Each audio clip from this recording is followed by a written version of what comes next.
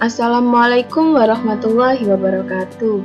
Kami dari kelompok 16 yang beranggotakan saya sendiri, Lutfia Kurniawati, dengan NIM 18072110088, dengan rekan saya, Rohmatul Maghfirah, dengan NIM 1807211001992.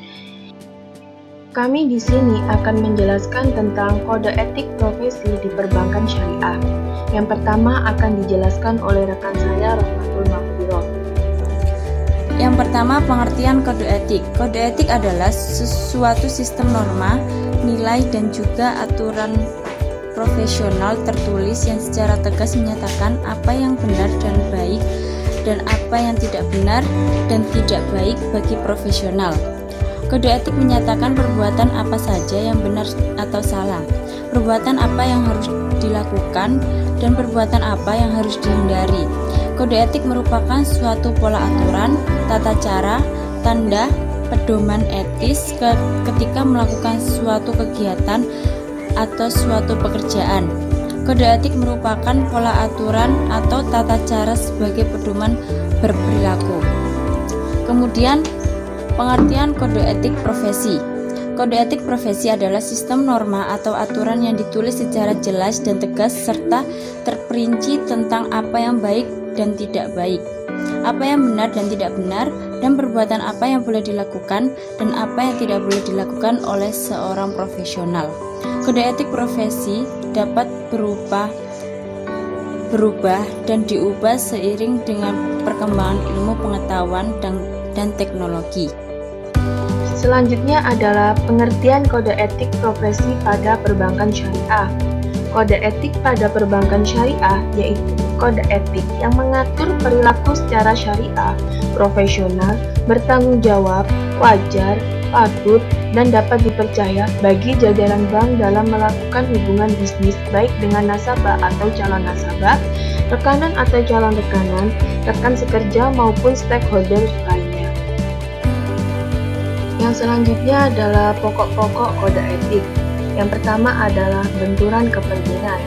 Benturan kepentingan merupakan suatu kondisi anggota jajaran bank dalam menjalankan tugas dan kewajibannya mempunyai kepentingan di luar kepentingan dinas, baik menyangkut kepentingan pihak-pihak lain yang kemungkinan anggota jajaran bank tersebut kehilangan objektivitasnya dalam mengambil keputusan sesuai kewenangan yang telah diberikan bank kepadanya.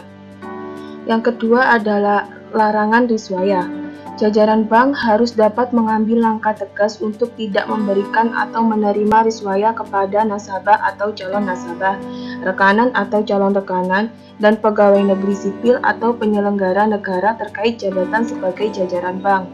Yang ketiga adalah kerahasiaan.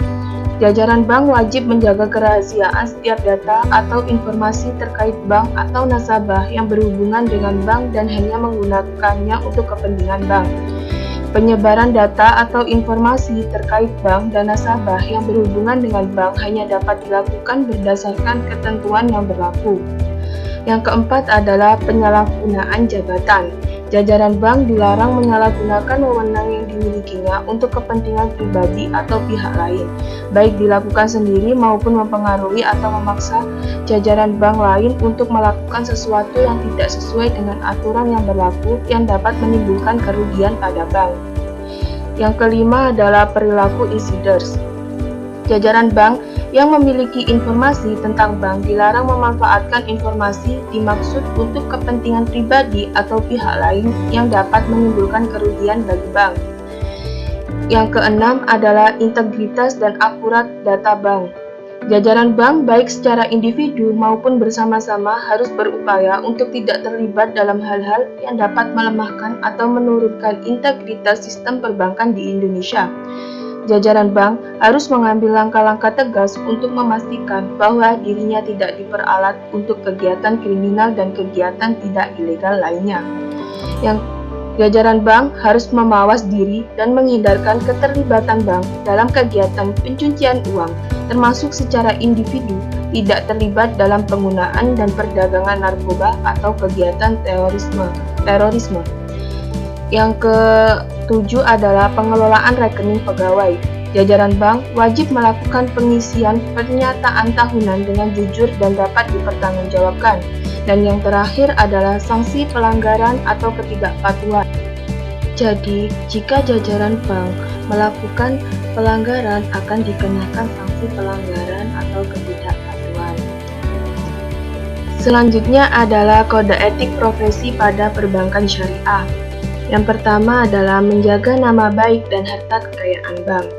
Karyawan diharapkan untuk selalu menjaga nama baik dan citra perbankan syariah, baik di dalam maupun di luar lingkungan bank. Menjaga dan memelihara barang-barang milik bank yang dipercayakan kepada atau digunakan oleh karyawan. Merasa bangga menjadi bagian dari perbankan syariah dengan mewujudkan kedisiplinan dan ketekunan dalam bekerja. Yang kedua adalah menjaga kerahasiaan data nasabah dan bank. Terkait dengan data nasabah, karyawan diwajibkan untuk menyimpan data nasabah dan semua keterangan tentang bank dengan baik karena dianggap sebagai rahasia perusahaan. Bersikap profesional dengan tidak menceritakan rahasia perusahaan tersebut dalam pergaulan sehari-hari. Yang ketiga adalah menjaga agar kepentingan pribadi tidak bertentangan dengan kepentingan bank atau nasabah. Menjaga agar sistem prosedur dan ketentuan yang berlaku di perbankan syariah dijalankan dengan sebaik-baiknya dan terlepas dari unsur kepentingan pribadi. Menggunakan pertimbangan yang profesional dalam bertindak dan mengambil keputusan terhadap nasabah. Introspeksi terhadap diri sendiri dengan senantiasa bercermin apakah tindakan dan sikap perbuatan diri bertentangan dengan kepentingan bank atau nasabah. Yang keempat adalah mencatat secara benar semua transaksi agar sesuai dengan ketentuan yang berlaku. Mewujudkan komitmen yang tinggi untuk melaksanakan pekerjaan dengan sebaik-baiknya. Mendukung proses kelancaran operasional bank dengan cara mewujudkan sistem pengendalian internal dan ketentuan serta prosedur kerja yang telah ditetapkan oleh bank. Yang kelima, menjaga dan membina keharmonisan lingkungan kerja dan persaingan yang sehat di antara sesama karyawan. Menghormati dan saling menghargai atasan, rekan kerja, dan bawahan sebagai mitra untuk mencapai kesuksesan bersama. Mengutamakan kepentingan kelompok di atas kepentingan pribadi demi mewujudkan tujuan bersama. Menciptakan rasa saling menghormati dan menjaga kepercayaan di antara sesama karyawan. Bersikap proaktif dan terbuka terhadap masukan dengan tujuan untuk meningkatkan kerjasama di antara sesama karyawan. Yang keenam, tidak menyalahgunakan wewenang dan jabatan untuk kepentingan pribadi maupun keluarganya. Menjunjung tinggi kejujuran dalam melaksanakan kegiatan sehari-hari, melaksanakan wewenang dan kepercayaan yang diberikan perusahaan dan nasabah dengan penuh rasa tanggung jawab. Yang ketujuh, tidak melakukan perbuatan tercela yang bertentangan dengan tujuan bank dan dapat merugikan citra profesi sebagai bankir maupun citra perbankan syariah secara keseluruhan. Bertanggung jawab atas setiap tindakan pribadi yang diambil atau dilakukan. Menjaga kesopanan dan tingkah laku agar mematuhi norma-norma yang berlaku dalam kehidupan masyarakat. Yang kedelapan adalah mematuhi dan taat terhadap perundang-undangan serta peraturan yang berlaku. Menaati dan melaksanakan ketentuan dan peraturan yang berlaku di bank. Melaksanakan pekerjaan dengan kewenangan, kebijakan, peraturan, dan sistem prosedur yang telah ditetapkan atau berlaku di bank serta di lingkungan perbankan. Melaksanakan tugas dan tanggung jawab dengan sebaik-baiknya dan bertanggung jawab penuh. Yang kesembilan adalah menjauhkan diri terhadap segala bentuk perjudian dan tindakan spekulatif. Melaksanakan komitmen untuk melaksanakan sikap-sikap yang positif dan bertanggung jawab. Mengusahakan kemajuan dan kesejahteraan dengan cara yang benar, yaitu dengan bekerja keras dan disiplin agar menghasilkan kualitas kerja yang terbaik. Yang ke-10 adalah meningkatkan pengetahuan dan wawasan dengan cara mengikuti perkembangan industri perbankan syariah khususnya dan di dunia usaha pada umumnya. Terus-menerus belajar untuk meningkatkan kemampuan pribadi dan mengembangkan wawasan sehingga memberikan hasil kerja yang berkualitas, memanfaatkan kemajuan teknologi untuk mengoptimalkan produktivitas, efektivitas, dan efisiensi kerja. Sekian presentasi dari kelompok kami. Jika ada kurang dan lebihnya, kami mohon maaf yang sebesar-besarnya. Wabillahi taufiq wal hidayah.